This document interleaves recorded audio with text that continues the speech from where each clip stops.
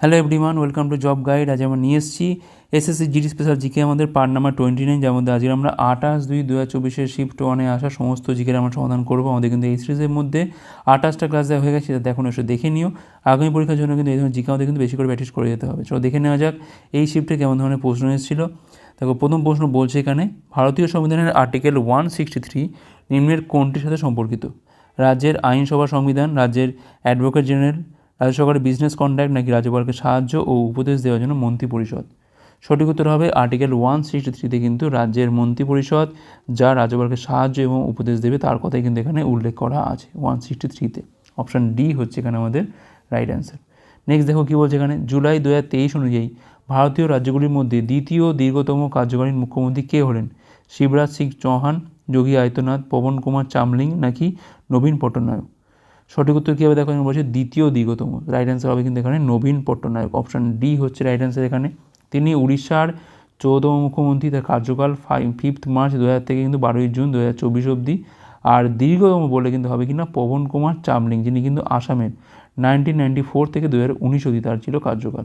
Next দেখো কী বলছে এখানে, কোন আইন বলে রাজনৈতিক বন্দীদের ট্রায়াল ছাড়া 2 বছরের জন্য জেলবন্দি রাখা যেত? ভার্নাকুলার প্রেস অ্যাক্ট, ভারত সরকার আইন 1935, অস্ত্র আইন, নাকি রাওলাট আইন? সঠিক উত্তর কী হবে এখানে? সঠিক উত্তর হবে রাওলাট আইনের মাধ্যমে কিন্তু এটা করা যেত। ঠিক আছে, লর্ড লিটন 1878 সালে কিন্তু তিনি, এই বাকি তিনটেও জেনে রাখা দরকার আছে আমাদের, ভারতীয় যে অস্ত্র আইন তা কিন্তু পাশ করেন। পরে কিন্তু আমরা ইন্ডিপেন্ডেন্ট ভারতে কিন্তু 1959 সালে কিন্তু ভারতের নিজস্ব অস্ত্র আইন পাশ হয়। আর এই যে ভার্নাকুলার প্রেস অ্যাক্ট দেখতে পাচ্ছ, এটা 1878 সালে কিন্তু এটা এই ভাইসরয় লর্ড লিটন দ্বারা প্রবর্তিত হয়। আর এই যে রাওলাট আইন কবে হয়েছিল না, 1919 সালের 18 মার্চ রাওলাট আইন কিন্তু পাশ করা হয়। ওকে, এবার বলছে এখানে, ভারতের সবুজ বিপ্লবের গুরুত্ব সম্পর্কে বিবৃতিগুলো পড়ো। তো পড়ো, ভারত খাদ্যশস্যে স্বনির্ভর হয়ে ওঠে এবং কেন্দ্রীয় ভাণ্ডারে যথেষ্ট পরিমাণে খাদ্য থাকায় ভারত খাদ্যশস্য রপ্তানি করতেও সক্ষম হয়েছিল। মাথাপিছু খাদ্যশস্যের নেট লভ্যতা বৃদ্ধিও পেয়েছিল। তো বলছে এখানে সঠিক বিবৃতি কোনটা? দেখো, দুটোই তো ঠিকই বলেছে। যখন সবুজ বিপ্লব হয় ভারতে, তখন কিন্তু ভারত খাদ্যশস্যে পুরোপুরি স্বনির্ভর হয়ে যায় এবং রপ্তানি করার মতো জায়গায় চলে গেছিলো, এবং আমাদের যে সেন্ট্রাল যে পুল ছিল তা কিন্তু এনাফ ছিল। এছাড়া আমাদের লভ্যতাও কিন্তু বৃদ্ধি পেয়েছিল। তো এখানে উভয় কিন্তু সত্য হবে, এ বি উভয় কিন্তু এখানে সত্য হচ্ছে। অপশান এ হচ্ছে এখানে রাইট অ্যান্সার। নেক্সট দেখো কী বলছে এখানে, প্রতি বছর দেখো বলছে যে ফ্ল্যামিঙ্গো উৎসব পুলিকট হ্রদের কাছে নেল্লাপাত্তু পক্ষী অভয়ারণ্য ড্যাশ রাজ্যে অবস্থিত। যে এই যে উৎসবটা হয় সেটা কোথায় হয় না, পুলিকট হ্রদের কাছে নেল্লাপাত্তু পক্ষী অভয়ারণ্যতে হয়, যা কোন রাজ্যে আছে? এটা কেরল, অন্ধ্রপ্রদেশ, গোয়া, মহারাষ্ট্র। কোথায় হয় না, অন্ধ্রপ্রদেশে। অপশান বি হচ্ছে এখানে আমাদের রাইট অ্যান্সার। ঠিক আছে, নেল্লোর জেলার হ্রদ শহর সুল্লুরু পেট্টাতে এই ফ্লেমিঙ্গো উৎসব উদযাপিত হয়। ঠিক আছে, এই উৎসবে কী হয় না, নৌকা বাইচ প্রতিযোগিতা, নানা রকম প্রদর্শনী হয় এখানে। নেক্সট দেখো কী বলছে এখানে, ড্যাশ হলো প্রথম ভারতীয় নৃত্যশিল্পী এবং একজন ট্রান্সজেন্ডার যাকে পদ্মশ্রী সম্মানে সম্মানিত করা হয়? যামিনী কৃষ্ণমূর্তি, আলারমের ভাল্লি, নর্তকী নটরাজ, নাকি প্রতিমা বেদী? সঠিক উত্তর কী হবে এখানে? নর্তকী নটরাজ। তাকে কিন্তু এই সম্মান দেওয়া হয়। 2019 সালে তাকে কিন্তু প্রথম তৃতীয় লিঙ্গের মানুষ রূপে তিনি শিল্পকলায় তার অবদানের জন্য দেশের 4র্থ সর্বোচ্চ অসামরিক পুরস্কার পদ্মশ্রী সম্মানে সম্মানিত করা হয়। নেক্সট দেখো কী বলছে এখানে, টেবিল টেনিসে একটা সার্ভ যা নেটকে হিট করে এবং তাও ওপর দিয়ে গিয়ে বিরোধী সার্ভিস অঞ্চলে পড়ে, তাকে কী বলা হয়? তাকে বলা হয় লেট। অপশান বি হচ্ছে এখানে আমাদের right answer. Okay, option B লেট বলে। নেক্সট দেখো কী বলছে এখানে, ড্যাশকে 2023 সালে ভারতের প্রজাতন্ত্র দিবস উদযাপনে প্রধান অতিথি হিসাবে আমন্ত্রণ জানানো হয়। তিনি এই দেশের প্রথম রাষ্ট্রপতি যিনি এই সম্মান পেলেন। আচ্ছা, Abdel Fattah El Sisi, Vladimir Putin, Angela Merkel, নাকি জাই জিনপিং? তো কী হবে এখানে, কাকে রাখা হয়েছিল? এটা কিন্তু হবে আবদেল ফাতাহ এল সিসি, যিনি কিন্তু ছিলেন ইজিপ্টের রাষ্ট্রপতি। ঠিক আছে, আচ্ছা 2024 দেখো আমাদের বিশেষ অতিথি কে ছিলেন না, ফ্রান্সের রাষ্ট্রপতি ছিলেন ইমানুয়েল ম্যাক্রন। ঠিক আছে, এটা কিন্তু এই বছরের জন্য ইম্পর্টেন্ট আবার। নেক্সট দেখো কী বলছে এখানে, নিউটনের কোন সূত্রতে প্রত্যেক ক্রিয়ারই সমান ও বিপরীত প্রতিক্রিয়ার কথা বলা আছে? দ্বিতীয়, চতুর্থ, প্রথম, তৃতীয়? দেখো এখানে তিনি তো তিনটেই বলে গেছেন, তো অপশান বি এমনিতেই কাটা হবে। এখানে অ্যান্সার হবে কোনটা না, অপশান ডি হচ্ছে তৃতীয়তে তিনি বলেছেন প্রত্যেক ক্রিয়ারই সমান এবং বিপরীত প্রতিক্রিয়া আছে। এখন প্রথমে কি বলেছিলেন না, বাহ্যিক বল, বাইরে থেকে বল না প্রয়োগ করলে বস্তু সাহায্যে মধ্যে স্থির থাকবে অথবা সমবেগে চলতে থাকবে, কোনো রকম বল না প্রয়োগ করলে। আর সেকেন্ডটাতে কী বলেছেন তিনি, কোনো বস্তুর বলছে ভরবেগে পরিবর্তনের হার তার উপর প্রযুক্ত বলের সবসময় কী হয় না, সমানুপাতিক হয়। বল যেদিকে ক্রিয়া করে ভরবেগও কিন্তু সেই দিকেই ক্রিয়া করে। ওকে, নেক্সট কোশ্চেন, বিহারের বোধগয়াতে জ্ঞান লাভের উদ্দেশ্যে গৌতম বুদ্ধ কোন গাছের নিচে বসে ধ্যান করেন? শাল, সেগুন, অশ্বত্থ নাকি নিম? দেখো নামটা হচ্ছে কিন্তু এখানে পিপিল বা বোধি ট্রি বা অশ্বত্থ বলা হয় অনেক জায়গাতে, অপশান সি হচ্ছে এখানে আমাদের রাইট আনসার। ঠিক আছে, পিপিল ট্রি বা বোধি গাছ। আচ্ছা, তার জীবনের বেশ কিছু গুরুত্বপূর্ণ ঘটনা আমি এখানে লিখে দিয়েছি, এটা দেখো। মহাবিনী নিষ্ক্রমণ বা ত্যাগ, অর্থাৎ বুদ্ধ আধ্যাত্মিক জ্ঞান লাভের জন্য যখন তার প্রাসাদ ত্যাগ করেন তাকে আমরা বলছি কি না মহাবীর নিষ্ক্রমণ, বাড়ি ছেড়ে বেরিয়ে পড়েন। আচ্ছা, নির্বাণ বা সাম্যদিনী বা আলোকিতকরণ, অর্থাৎ আধ্যাত্মিক অনুশীলনের পর তার যে জ্ঞান লাভ বা নির্বাণ লাভ তাকে আমরা এটা বলছি।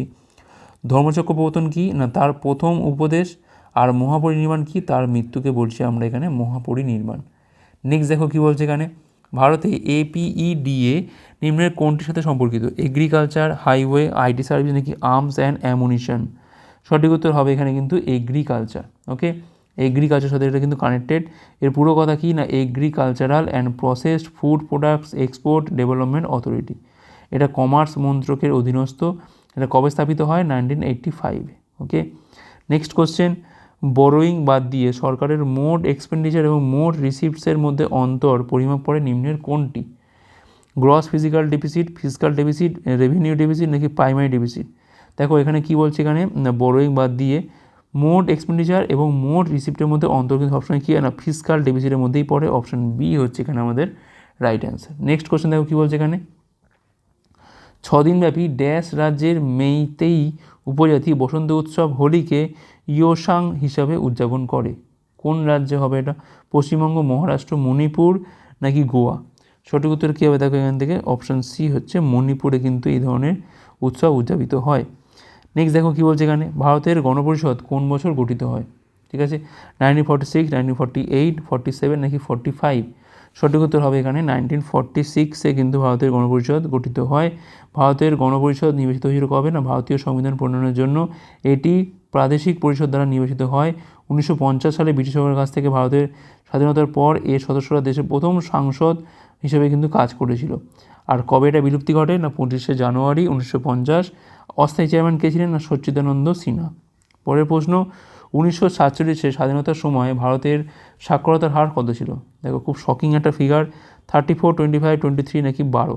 সঠিক উত্তর হবে কিন্তু এখানে 12%। ঠিক আছে, তখন কিন্তু আমাদের মাত্র 12% লোক কিন্তু এখানে শিক্ষিত ছিল। আচ্ছা, নেক্সট কোশ্চেন দেখো কী বলছে এখানে, ভারতের কোন প্রখ্যাত কর্ণাটিক সঙ্গীত শিল্পী যিনি ভারতরত্ন এবং রামন ম্যাগসেসে অ্যাওয়ার্ড পান? কে পেয়েছেন এটা? MS সুব্বলক্ষ্মী, আশা ভোসলে, লতা মঙ্গেশকর নাকি বালাকৃষ্ণন বালামুরলী কৃষ্ণা? সঠিক উত্তর কী হবে এখানে দেখো, সঠিক উত্তর হবে কিন্তু এখানে MS সুব্বলক্ষ্মী। তিনিই কিন্তু একমাত্র ভারতীয় যে কিন্তু ভারতরত্ন এবং রামন ম্যাগসেসে অ্যাওয়ার্ড পেয়েছেন, এবং তিনি একজন কর্ণাটিক সঙ্গীত শিল্পী। তিনি 1998-এ কিন্তু পেয়েছেন ভারতরত্ন, 54-এ পেয়েছেন পদ্মভূষণ, আর 74-এ পেয়েছেন রামন ম্যাগসেসে অ্যাওয়ার্ড। ওকে, নেক্সট কোশ্চেন কী বলছে এখানে, ন্যাশনাল গেমস 2023-এ সর্বোচ্চ সংখ্যক মেডেল জিতেছে কোন রাজ্য? মহারাষ্ট্র, কেরল, সার্ভিসেস নাকি দিল্লি? সঠিক উত্তর কী হবে এখানে, অপশান এ, মহারাষ্ট্র কিন্তু সর্বোচ্চ সংখ্যক মেডেল জিতেছে। পরের প্রশ্ন, ঘুমার নৃত্য নিম্নের কোন রাজ্যের সাথে সম্পর্কিত?